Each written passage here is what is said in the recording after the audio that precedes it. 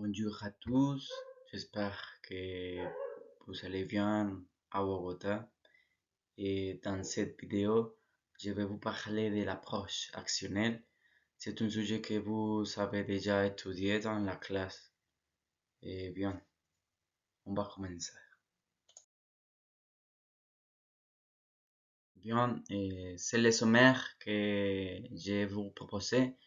Il y a 8 points, l'explication, l'objectif principal, les principes, les caractéristiques plus importantes de l'approche actionnelle, les rôles de l'apprenant, les rôles de l'enseignant, les rôles de la communication, les rôles de la langue L1 et L2, les rôles de l'erreur et une petite explication des projets que je vais faire dans le territoire de Anori, Antioche.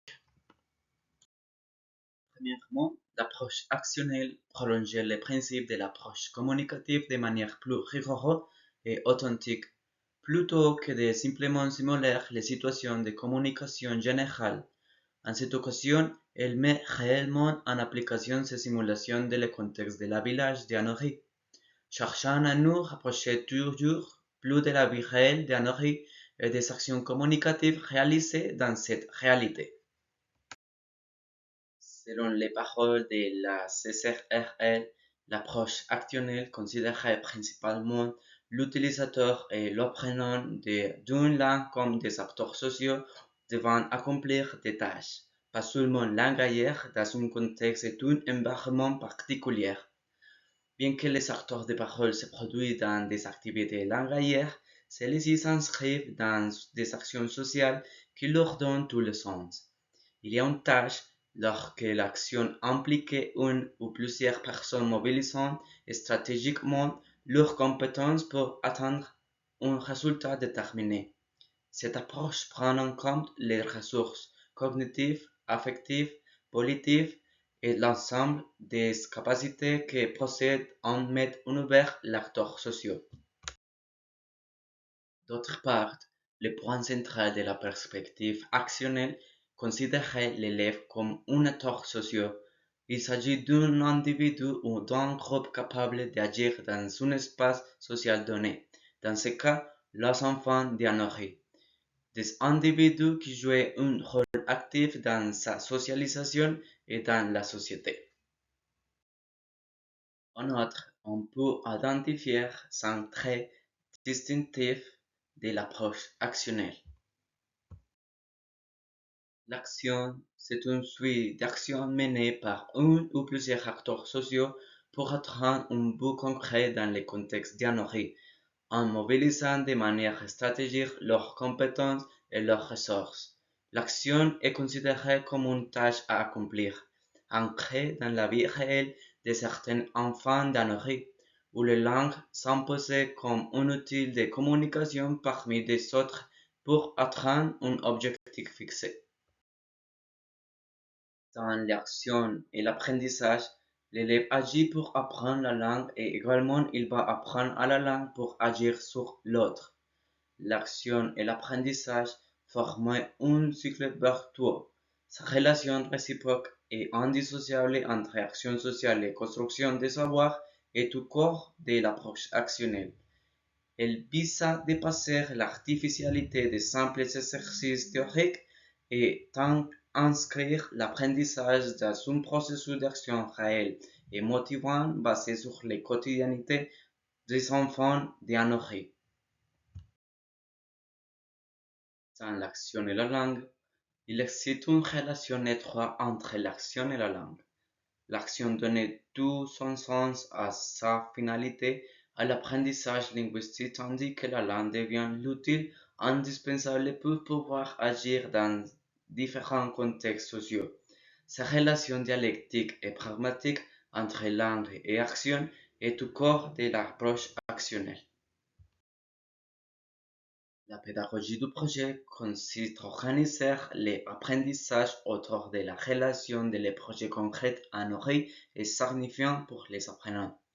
Ainsi, par la pédagogie du projet, l'approche actionnelle vise à donner du sens au apprentissage linguistique en les s'inscrivant dans une véritable démarche de réalisation et d'action concrète et motivant pour les enfants d'Anorik. Cependant, la tâche s'inscrit dans un contexte correspondant à la réalité des enfants d'Anorik. On doit lui proposer des tâches qui ne s'éloignent pas de sa réalité, des tâches qui entrent dans son quotidien. Dans les tâches, on doit l'aider à simuler une action qui entre dans sa vie sociale et quotidienne. En clair, l'apprenant est impliqué dans les processus d'apprentissage en tant qu'acteur social et utilisateur de la langue. Cette implication se manifeste à travers la relation des tâches qui découlent de sa double perspective. Dans des tâches sociales, on développe ses compétences langagières, communicatives, mais aussi cognitives, méthodologiques, etc. Dans les tâches scolaires, c'est en réalisant des tâches actionnelles authentiques que l'on acquiert et consolide les mieux ses connaissances et compétences. Selon Daniel Coste, la tâche renvoie une action finalisée avec un début et un achèvement visé. Les conditions d'effectuer l'action des tâches résultant constatables. Maintenant, la communication est vue comme une activité sociale qui permet d'accomplir des tâches spécifiques bien déterminées. Aussi, elle est une utilisation active de la langue. Cela conduit à l'acquisition de 5 compétences linguistiques: parler, interagir, écouter, lire et écrire. De plus, l'interaction ici peut-il intégrer aussi bien la compréhension que la production, que ce soit orale ou bien que ce soit écrit, puisque on ne peut pas agir avec quelqu'un si on ne sait pas comment on va lui transmettre mes intentions ou bien mes objectifs.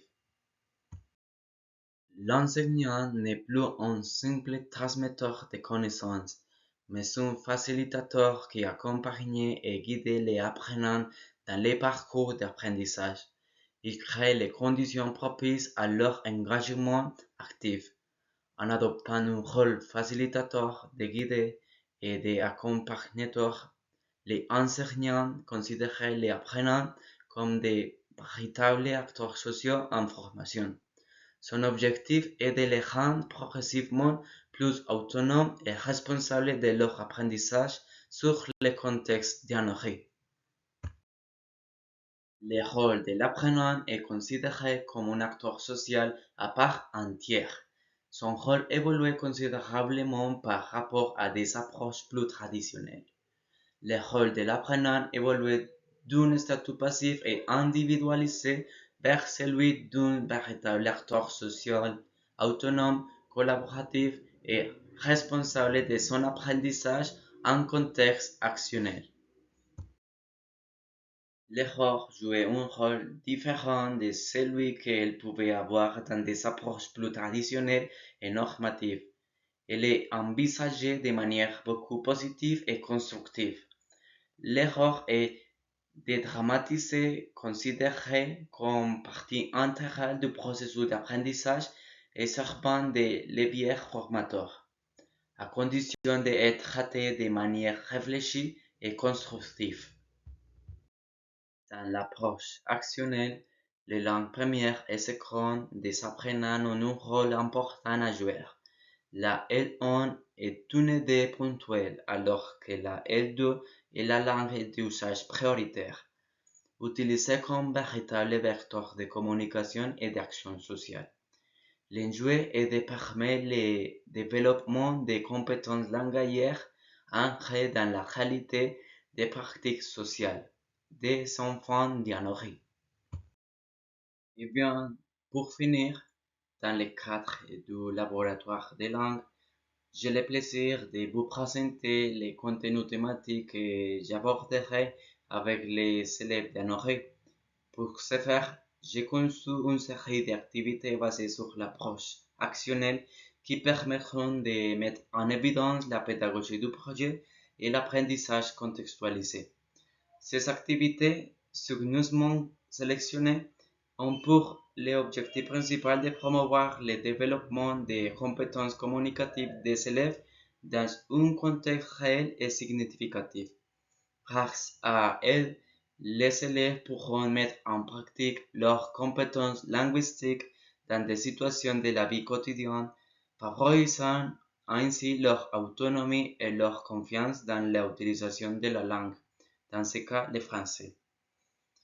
Je vous invite à examiner les plans pilotes que j'ai élaborés et à partager vos suggestions, opinions et critiques constructives, s'il vous plaît. Et plus précieux, commentaires seront essentiels pour enrichir ces propositions et garantir son succès lors de un musée ouvert. Et bien, ce sont des références que j'ai utilisées pour créer ma présentation et les vidéos. Merci pour écouter moi et au revoir.